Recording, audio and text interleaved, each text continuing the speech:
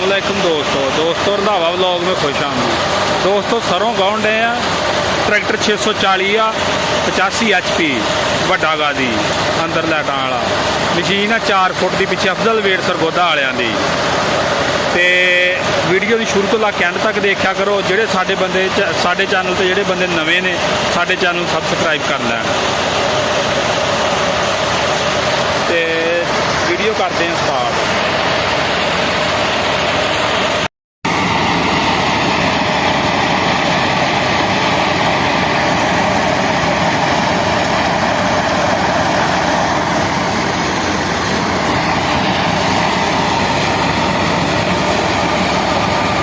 सरों का माशाअल्लाह झाड़ चंगा डिया निकलना।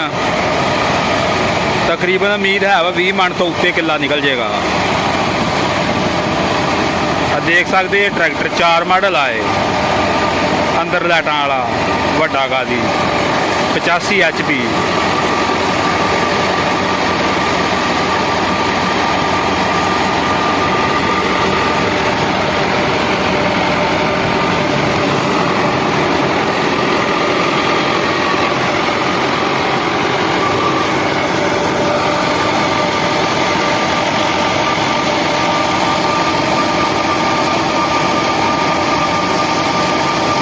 ਤੇ ਸਰੋਂ ਤੁਸੀਂ देख सकते मुंडा चीर नहीं लाउन दिया। इन्नी सरों पली आ भी सीधी विच नहीं आउंदी, दोहरी कर देनी पैण डई विच।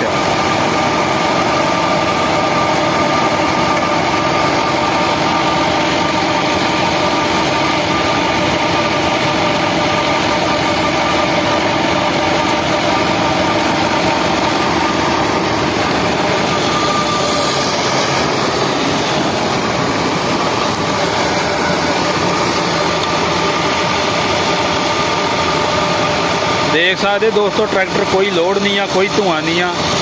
सिर्फ ये सरगोदे वाले की थ्रैशर का वादा वा। अफजल वेट वाले की कोई पुराना मॉडल ही है थ्रैशर, मेरा ख्याल 2004 या 5 मॉडल आ। ये उदों 1.5 लाख की बनी सी नवी, तो हुण हिसाब ला लो किन्ने दी आ।